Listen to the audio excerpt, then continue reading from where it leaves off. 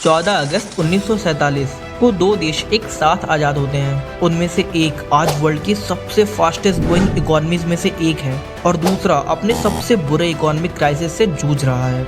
आपने कभी न कभी अपने दोस्त को उधारी में चाय तो जरूर पिलाई होगी, पर यहाँ तो पूरा पाकिस्तान उधार लेकर चाय पी रहा है। मैं ये भी कौम से अपील करूंगा कि हम चाय की एक एक प्याली दो प्यालियां कम कर दें, क्योंकि जो चाय हम इंपोर्ट करते हैं वो भी हम उधार लेकर इंपोर्ट करते हैं।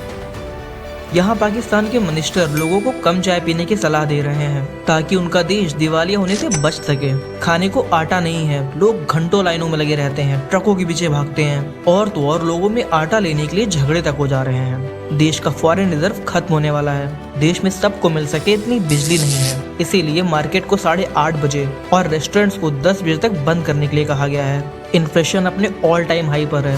देश में कुकिंग गैस की शॉर्टेज की वजह से वहाँ एलपीजी सिलेंडर के दाम इतने बढ़ गए हैं कि लोग उसे भी नहीं अफोर्ड कर पा रहे हैं। इसीलिए वो सिलेंडर के अल्टरनेटिव के तौर पर ऐसी पन्नियों में एलपीजी गैस ले जा रहे हैं। जस्ट इमेजिन, एक छोटी सी लापरवाही और कितनी बड़ी घटना हो सकती है। यहाँ सबसे बड़ा सवाल ये कि आखिर पाकिस्तान इस हाल तक पहुंचा कैसे। बिल्कुल शुरू से शुरू करते हैं। इंडिया और पाकिस्तान जब आजाद हुए तो पाकिस्तान इंडिया से काफी अच्छी कंडीशन में था। पाकिस्तान की पर कैपिटा जीडीपी इंडिया से ज्यादा थी। वर्ल्ड की सबसे उपजाऊ जमीन के एक टुकड़े के साथ साथ उसे वर्ल्ड पावर अमेरिका का भी साथ मिला। फिर भी पाकिस्तान के इस हाल में पहुंचने के पीछे मेनली ये 4 फैक्टर रिस्पॉन्सिबल है: political crisis, economic crisis, climate crisis. और शायद ये तीनों काफी नहीं थे, इसीलिए पाकिस्तान ने चौथा खुद ही क्रिएट कर लिया, जो आज इनके लिए सबसे बड़ी प्रॉब्लम बन गया है, जिसके बारे में हम वीडियो के लास्ट में बात करेंगे। पाकिस्तान में पॉलिटिकल और इकोनॉमिक क्राइसिस का संबंध एक दूसरे से गंगाधर और शक्तिमान जैसा है, यानी एक है तो दूसरा भी है।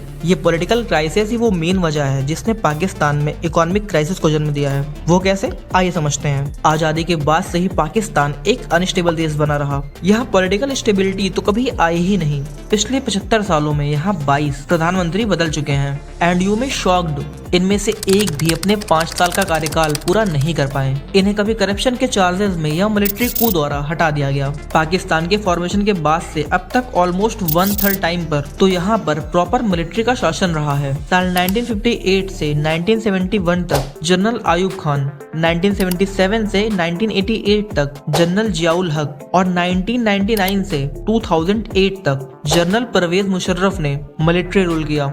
इसी पॉलिटिकल इंस्टेबिलिटी ने पाकिस्तान में जन्म दिया इकोनॉमिक क्राइसिस को, और आज हालत ये हो गई है कि इनकी इकोनॉमी गिरती जा रही है और कर्ज बढ़ता जा रहा है। पाकिस्तान की बजट का 1/3 हिस्सा तो इनके पुराने लोन की रीपेमेंट्स में जा रहा है।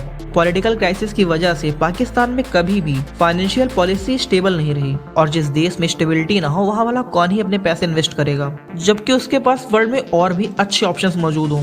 फॉरेन इन्वेस्टर तो छोड़िए, खुद पाकिस्तान के रिच बिजनेसमैन पाकिस्तान में इन्वेस्ट नहीं करना चाहते। इन सब के बाद अगर हम इंपोर्ट एक्सपोर्ट की बात करें तो यहाँ पाकिस्तान का हाल आमदनी 98 और खर्चा रुपया जैसा है।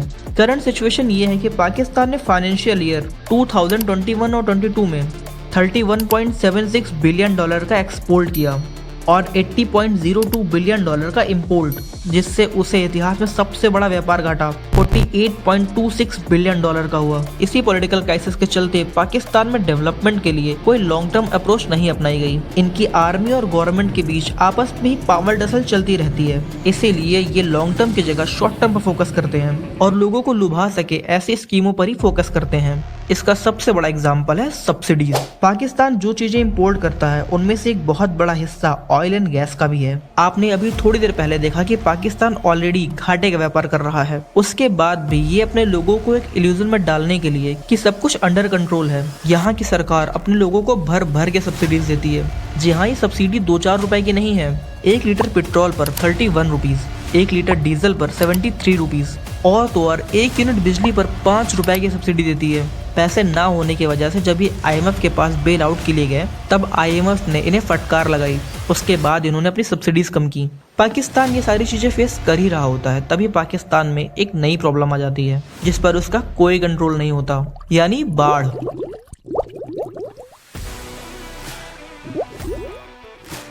पाकिस्तान में 3 गुना ज्यादा मानसून आता है, जिसकी वजह से पूरे पाकिस्तान के 25% एरिया में बाढ़ आ जाती है।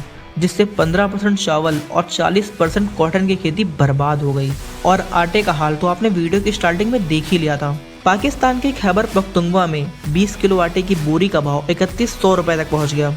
इन सारी प्रॉब्लम से निपटने के बाद पाकिस्तान को वो फसल भी काटनी होगी जो उसने सालों पहले बोई थी, यानी आतंकवाद। क्योंकि अब तालिबान अफगानिस्तान के बाद पाकिस्तान में भी अपने पांव जमा रहा है। वो तालिबान जिसके बारे में कभी कहा जाता था कि वो पाकिस्तान के हाथों की कठपुतली है, वो कैसे पाकिस्तान के खिलाफ खड़ी हो गई है। उसी तालिबान की एक विंग TTP यानी तहरीके तालिबान पाकिस्तान ने पाकिस्तान में एक पैरेलल गवर्नमेंट एस्टेब्लिश कर दी है, जिसके बारे में हम नेक्स्ट वीडियो में डिटेल से समझेंगे। अगर ये वीडियो आपको अच्छा लगा हो तो वीडियो को लाइक कर चैनल को सब्सक्राइब जरूर कर लीजिएगा, ताकि जैसे वो वीडियो अपलोड हो अब तक पहुंच जाए।